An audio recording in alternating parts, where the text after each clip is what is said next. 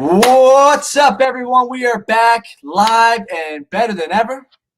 Wherever you may be, wherever you may be listening, this is What Say You by Progress Realty Partners. My name is Dan Salonis, and I'm joined today, as always, by my partner in crime, Adam Dickert. Adam? I thought you were going to say your better half, and I was like, whoa. We're just partners, buddy. No, better half would be a total lie. I wouldn't say that. How are you today, sir? Looking good today? Living the dream. I actually woke up like this. You're not looking too shabby yourself. Yeah, you got some good scruff going on. I like it, man. Some would call it a beard. You call it scruff, you know? Guys, we get questions in every week from investors throughout the country, different commercial real estate investing questions, scenarios, asking our opinion. And we have answers. We come here live on LinkedIn, on Facebook, and on YouTube every week. If you have questions, comment, we'll answer them. We'll give you our best 2 cents. I got 2, Adam's got 2. That gives you 4 cents. It's better than any one opinion you get. So, what's Can't buy a whole lot. Andrew's used to seeing you with a beer, he says. I tell you what, Andrew, with a beard. What's up, Andrew? With a beer. Yeah, good point, Andrew. I mean, Adam's practically a LinkedIn alcoholic, so. That means it's acceptable in some states. Yeah, right? It's 5 o'clock somewhere.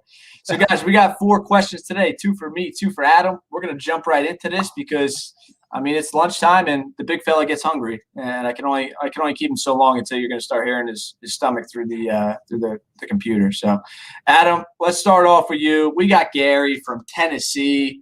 And he asked something I always complain about. He says, seems like attorneys always make contract negotiations take longer than they should. How can I speed up the process so I'm not getting billed like crazy? So, Adam, what say you? Gary, you seem to be like one of many that don't like to get billed $1,000 an hour for a whole bunch of nothing, in a sense, right? Yeah. So, something we like to do, I guess there's 2 main avenues you can go. One, depending on how well you know your attorney, how many deals you guys do, and everything else, try to get them on retainer. You might be able to get your attorney, 10, 15, 20,000 on a retainer, wherever you're doing. Try getting a retainer, set the expectations up front, what exactly you're looking for, the time frame, what involvement they're going to have. They'll be a lot more apt to hopefully agree. It obviously gives you a fixed amount of your expense. It gives them a fixed amount of money they're going to be making. They'll know they need to be efficient if they have you on retainer. Another option is if you're strictly talking about the sales process, buying or selling, what we like to do is send out comments, 1 round of comments back and forth. Sure. Get on a call, man.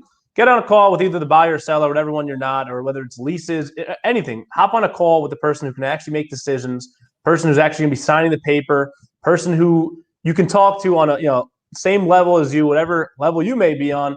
Just talk it out. A lot of times the attorneys go back and forth and they bicker on semantics and tiny little details that, end of the day, aren't going to make or break the deal. Our attorney has our best interest in mind, love him to death, but sometimes he gets a little lost in the weeds. Like these tiny little details aren't going to kill you. Hop on a call. It's the easiest, most direct thing to do. Yeah, that's the best way. Yeah, I mean, you hit the nail on the head. A lot of times you just got to get on the phone with whoever the seller is, or if you are the seller, get on the phone with the buyer and just hammer out some of the details. Because like you said, the attorney is always going to have their client's best interest in mind. And some attorneys will push back on everything, just trying to get that negotiation win in a sense. And it could be over, just how something's worded. It could be something so frivolous relative to the whole contract. So like you said, do a round of comments and then get on the phone. Get on the phone with the buyer, with the seller, whoever it is, and hash out the final points. It'll make things a lot quicker, and you'll spend a lot less money on attorney bills. Yep. So good answer there, Mr. Adam. What we got here? Mr. Evan from Washington, D.C. This is for you, Dan. What's the hardest part of owning commercial real estate?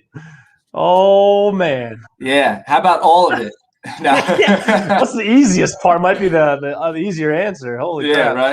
Right. So I would say, and I think ultimately it comes down to the hardest part is having the right people in place and having the right team in place, because that's really where different companies, different groups, different owners really shine in their ownership. It's having the right intellectual capital in place.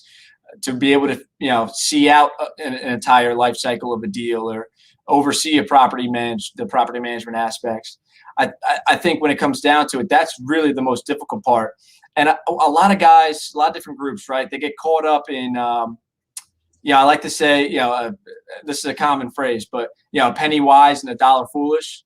So, and I'll relate that directly to they'll overpay for a property, but then they'll pinch every penny when it comes down to managing the property, and they'll let things go to the wayside, and they'll mismanage it because they try to cut corners on hiring maintenance men or, Joe Schmo who's got duct tape over his boot and 6 beers deep on a, Thursday afternoon, and he's up on the roof trying to patch up a hole.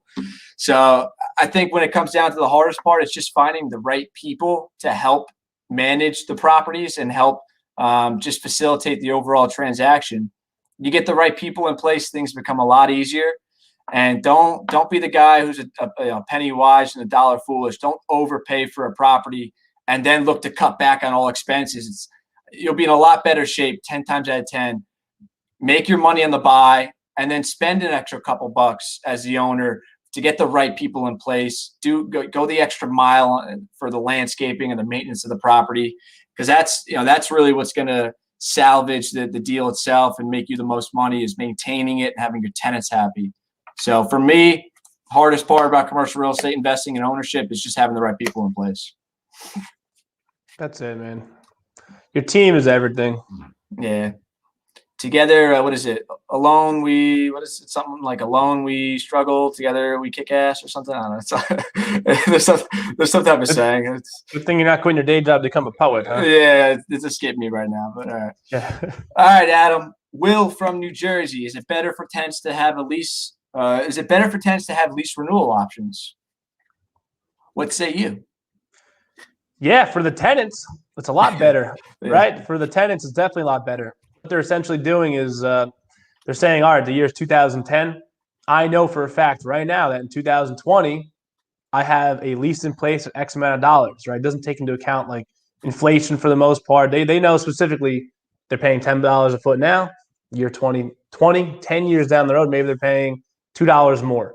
But it's better for the tenants, right? For the landlords, obviously we like having the renewal options. We like knowing the tenants are there and they're invested in the space. At the same time, we also like getting top dollar for our space and having the best tenants possible. So 10 years go by and you have options in place. Maybe it's not keeping up with inflation, or in the case of industrial right now, right? Look at industrial. We'll use New Jersey because that's where we're from. 10 years ago, lease rates for triple net industrial space, they were not $12 a foot, right? You have all these tenants in there that are paying $5, $6, maybe $7 a foot back 5, 6, 10 years ago. And they're happier than a pig in shit right now because they know they're paying $8.50 next year. You can kick them out and get $4, $5 a foot more.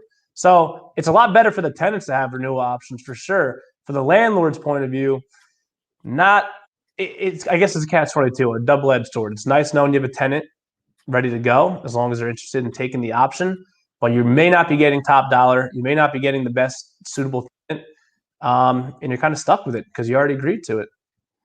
Yeah, I think like less experienced real estate investors, they kind of see this as like, if the tenant has an option, that's like a good thing. It's almost like in their mind, they're automatically saying like, all right, yeah, they're staying. But for all the reasons you mentioned, and more so along the lines of like just the market appreciation with rental rates, it's really never to the benefit of the owner to have a tenant option.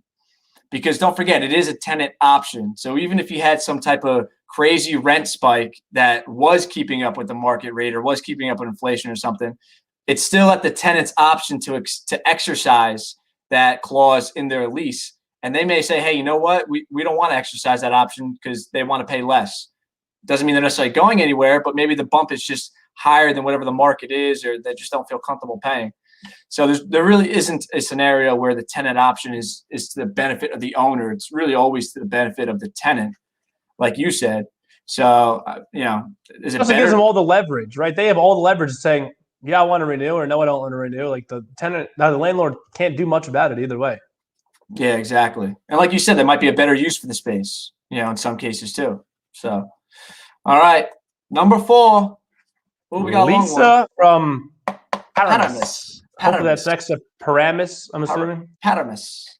But Lisa wants to know, her husband and I, or my husband and I, own a retail strip center with 5 tenants, one of which is a Mexican restaurant. They want to put tables and chairs outside for outdoor seating, but I think it'll make the property look messy. Would you let him do it? Would you, Dan? Well, so Lisa, would I let them just put plastic chairs, like it's a summer barbecue outside and it looks like crap and whatever? No. However, ultimately, you want to help your tenants succeed at your property to the best of your ability. And if putting outdoor furniture so that people can sit outside because they want to enjoy the weather, that people like being outside, it's something that's been popular even pre-COVID, but has certainly gained even more popularity post-COVID. People eating outside, enjoying the weather. We're always of the mindset that we'll do whatever we can to help our tenants succeed. So, maybe that means you are kind of in discussions with them and you can pick out what the furniture is. I mean, heck, if you have a couple properties, I don't know what your particular situation is. In some cases, you may want to just buy the furniture for them because guess what? You can cam it back in a lot of cases, right? You can charge all 5 tenants for that common area maintenance reimbursement of the furniture. So in any case, you want to help your tenants out. If having additional seating outside is going to increase their revenues, increase their sales, increase their health ratio, and in turn increase their likelihood that they're going to be profitable and maintain being a tenant at your property, then let them do outdoor furniture.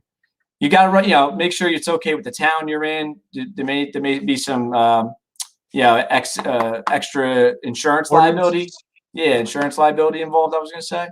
But as long as you're allowed to per the town, let them have the furniture and just maybe coordinate with them on what type of furniture it is so that you are keeping the aesthetic of the property, to what you want it to be. Yeah, at least I would even say why, besides the fact that it might look a little messy, right? You can always figure that part out, but why wouldn't you do it, right? Like Dan said, it makes the tenant happy, makes their sales probably higher. People are out and about, they're enjoying the weather, it makes them feel like a little more comfortable. But we love putting furniture on our property, even something as simple as a picnic bench in an industrial property. Sounds silly, but makes the employees happy, makes the tenant happy. There's really more pros than there are cons. Yeah. Plus just downtime, right? Like the more time they're spending at your property, the more likely it is they're going to spend money at your property. You got the Mexican restaurant, they're eating outside. I don't know what the rest of your tenants are. Maybe you got an ice cream place or, an Italian ice place. Well, if they're eating outside, they're eating their Mexican food and they're looking at the ice cream place next door for an hour, a good chance they're probably going to get ice cream after or get Italian ice or something, something where they're going to spend additional money at your property. So you want them to stay there as long as possible without trapping them in with a locked gate or something. But the more time they spend at your property, the better it is for that particular tenant and the surrounding tenants. So get that outdoor furniture, Lisa. Yeah, but don't hold your tenants hostage or your patrons hostage. Like Dan said, don't do that. That might be illegal. It was just an idea. Just an idea. Anyway, guys, that was it. You talk about efficiency. We're into this thing. We're in, we're out. We're like a drive-through of commercial real estate investing questions. And that reminds me, and I'm going to get a little closer to that. I like getting a little closer so you can really take in what I'm saying. If you're interested in investing in commercial real estate where you get direct ownership, dependable cash flow, but you can remain 100% passive. So on the weekends, you can go golfing with your buddies. Maybe you can do some yard work, hang out with the wife. Maybe if you are the wife, if I'm speaking to you are the wife, maybe hang out with your husband. Maybe don't hang out with your husband. Maybe you're looking for something to do that doesn't involve hanging out with him. In any event, check out our website, prp.us. You invest, you're a direct owner, dependable cash flow. You get to talk more with people like me and Adam. In case you don't like us, then maybe you work with somebody else. But check us out. And if you need debt, check out Progress Capital because there's a woman by the name of Kathy Anderson who is an angel from heaven who comes down and saves you a lot of money and gets you the best debt quote possible. If you're not working with her and you need debt, that just tells me you like wasting money. So check us out, prp.us and progresscapital.com. But that's it for this week's What Say You, Adam? That's all we got. That's it, man. It's a wrap. That's it. Check us out next week. We'll have 4 more questions and 4 more answers. Until then, enjoy the weather we're getting.